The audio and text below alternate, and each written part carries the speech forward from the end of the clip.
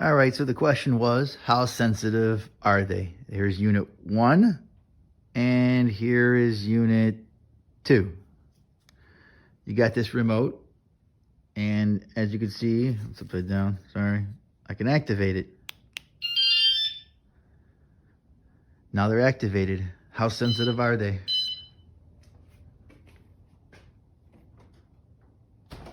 I turned down the sensitivity, so that's a good thing.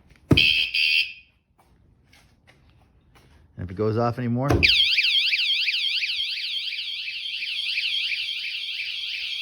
both going. I could say that's loud.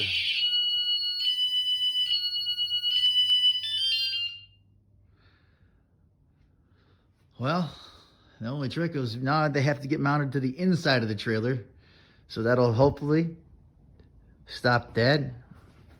I've even added extra security as well, where it goes from one side to the next side. I should have probably got a little bit longer, and then I could have locked this down completely, but this will stop. This is looped in, and the other side is looped in.